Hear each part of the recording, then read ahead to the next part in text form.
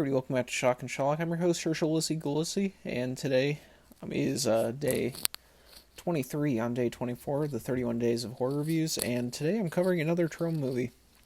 Now, these aren't Lloyd Kaufman Trome movies that I've been covering a lot of recently, but, they're distributed, so I like saying it. But anyway, today is 1991's There's Nothing Out There by Rolf Kanefsky.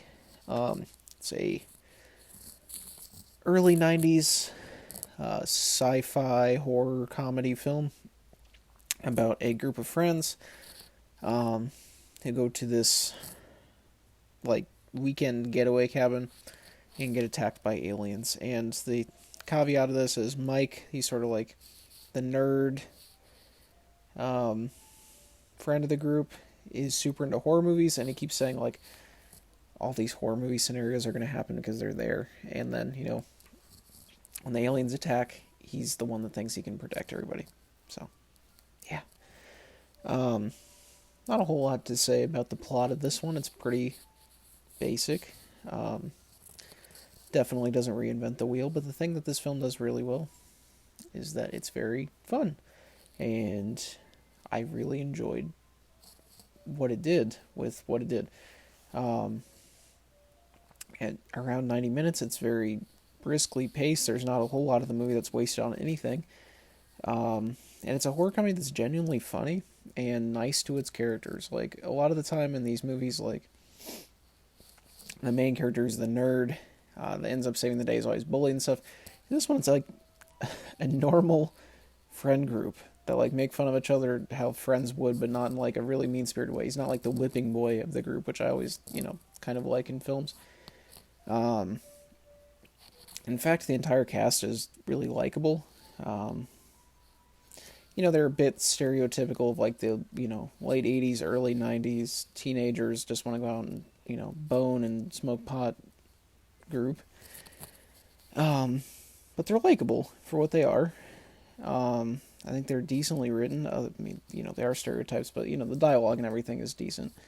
And a big part of the reason I like this film is I like the aliens in it.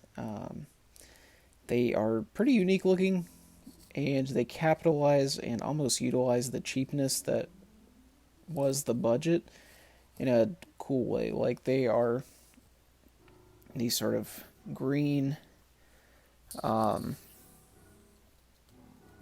two-limbed creatures that are like just a head with arms. And a lot of this is presumably because it has arm holes that somebody can like put it over their head and, do shots like that and move it easier. Because the budget was, probably not huge. But yeah, it does. They look pretty cool, honestly. The special effects are fairly decent. A lot of it's cheesy, but it fits the B-movie tone of the film. Soundtrack is really good for, what it is. And yeah, it's a fun time. Cinematography is decent. This is definitely a cheesy 90s B movie. But with what it does a good job. And I really like our character of Mike in this as well. He's, kind of dorky at the beginning, but he sort of grows as a person across the film, and he's like becomes this protector. And while he's not the whipping boy, he definitely does like take on this new heroic persona that I enjoyed as well. And there are some really fun specific scenes in this. Like, there's a part where Mike is, arguing, and they're, it's not like a major thing, but they get into, him and his friend get into this fight, and they are rolling on this like central platform that rolls, and it's going through the whole house. Everybody's watching. They're still fighting on it, and it goes on for absurdly long. It's really funny. And yeah, lots of slapstick humor in this, and then there's some surprisingly like gory parts in this, which are cool too. And yeah, just it's a movie where they use a shaving cream as a defense mechanism.